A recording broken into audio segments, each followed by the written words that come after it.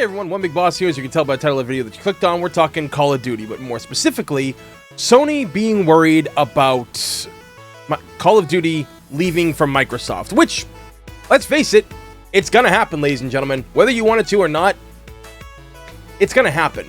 Now, the thing about this is, this was undoubtedly something that was gonna happen, because you have to look at what Microsoft is doing with the market right now. That big buyout they had a couple months ago, like the biggest buyout of anything in video game history, they have cemented themselves now as a force to be reckoned with. However you feel about the last generation and this current generation for Xbox, they're making moves, and the chessboard is looking mighty dangerous at this point. But when you really get right down to it, Call of Duty will most likely probably just stay on Xbox at some point. Now, Phil Spencer, when this all happens, says that he wants to keep PlayStation, with Call of Duty. That's what he wants to do. And I'm thinking to myself, bullshit.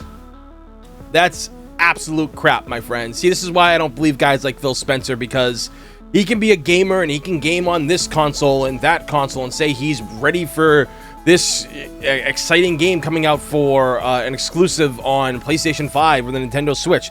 But at the end of the day, he's a businessman, okay? And after he said what he said, a few days later, they talked about how they're going to continue to fill the obligations and the contractual obligations of Call of Duty being on PlayStation for the next 3 entries of Call of Duty games. So after that, you might have to buy yourself a really good PC or an Xbox console. Now, I'm not trying to start no flame wars or anything like that, because I own every console, okay? This is something that I've loved. I love what certain consoles can do for certain people, and for me personally, all consoles have been able to do something for me for years, and that's why I've never been on one side or anything. But this was bound to happen. You guys have to understand the moneymaker that Call of Duty is. Right now, if you go and look at reports on even how that last Call of Duty game, which was one of their weakest entries, I think, next to Call of Duty Ghosts or whatever, because that, we all know how that was critically panned back in the day. The way they're working with this game now, it wasn't favored by a lot of people, but it still made a lot of money. These guys right now at Activision, they have more developers on their team than most AAA companies do across the board. That tells you something. That shows you how much money that this game makes. Now, if you hate this game like I do, then I understand, but you have to look at it at this point. This is a major franchise now, okay? This has cemented itself in gaming culture. Whether you like the shady business practices they've done with the games for years and releasing them yearly, which I think is absolutely ridiculous, and one of the reasons why I couldn't support a franchise like that when you get a game yearly that shouldn't be as bad as it is at times. You got to look at them. They're making moves. Now, one of the things I could say back in the day was, why did people buy Xbox? See, people were so against Microsoft making a console back in the day when the original Xbox was coming out. Nobody believed it. Kind of like when the original PlayStation was coming out. Nobody could believe that they would be a viable competitor against Sega and Nintendo. This is Sony, the people who make TVs and Walkmans. How are they going to make a video game, right? Well, they eventually did. And what happened with that? Well, look what we've got all these generations later. Microsoft was the same way. They came out with the Xbox. They created Halo, and Halo was this system seller, right? Back in the day. It was huge. And then Halo 2 comes out, and then everybody had to have Halo 2. Everybody wanted this console. Everybody wanted to play that game because of the hype that was around it, and it was kind of there at the beginning of a lot of online play. When online play started becoming more of a thing, that was what Halo did for Microsoft back in the day. And then Halo 3 came out, and of course everybody was wanting to get 360. And then, obviously Halo's not the system seller it once was, but now Microsoft has a system-selling game at this point, and Sony's extremely worried about that. Now, this is what I'm gonna say, okay? If Sony is worried about this, are they gonna lose players? Of course they are, because a lot of people, kind of like with sports titles, just buy a console for that one game, for the yearly Maddens or the yearly MLB games or the yearly Call of Duty games. That's what they do, okay? That's what they do with these things. They They wait for these games to come out. So I see why Sony's worried. But Sony, you have to understand something. You have games yourselves. You have great IPs. You want to start getting people to buy your console and be into your system and everything? Start taking a page from how Microsoft does a lot of things with the Xbox Game Pass.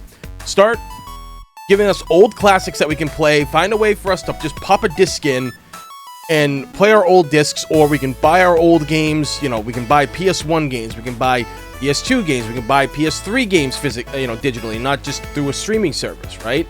You got to look at all the IPs that you have dormant, and then you got to look at some games that you have right now and make sure that you continue to do good with them. You know, it's kind of like what I've always said before about the console war back during the Super Nintendo and Genesis era. Why did the companies try as hard as they did back then?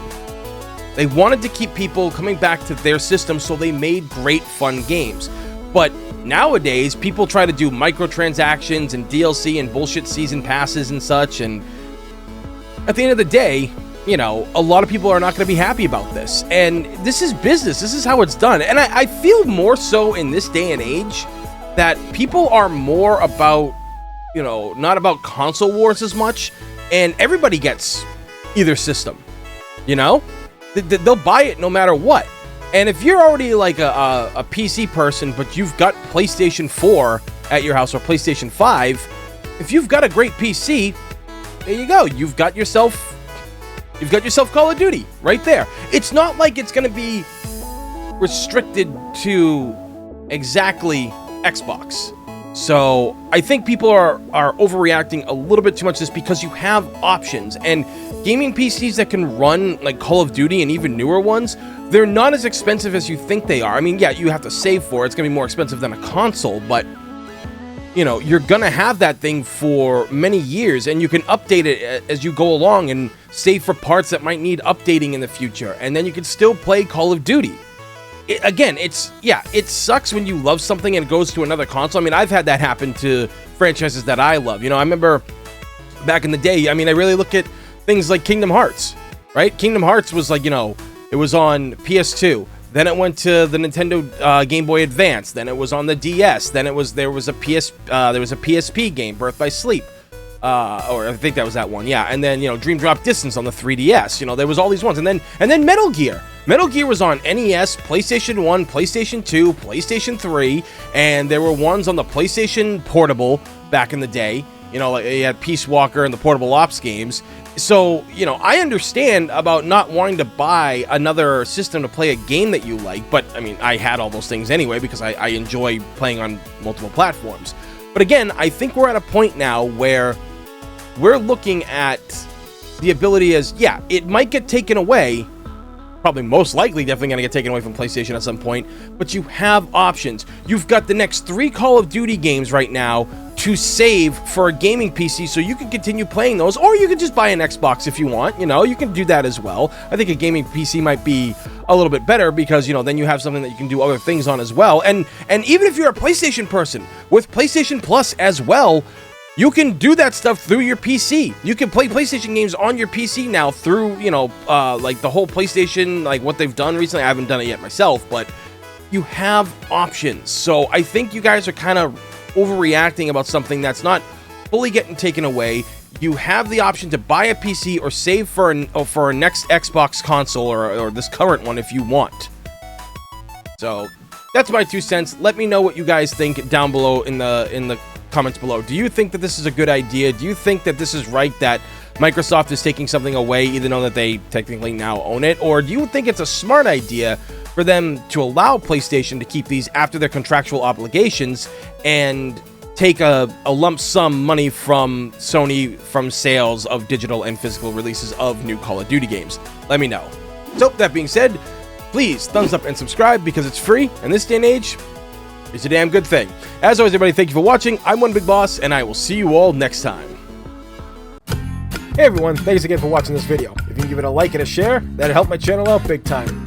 Follow me on Instagram and Twitter where I'm most active, links down below in the description.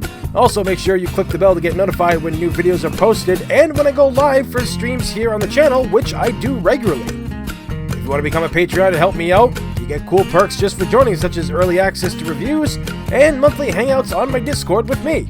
Many thanks again, guys. Greatly appreciate it.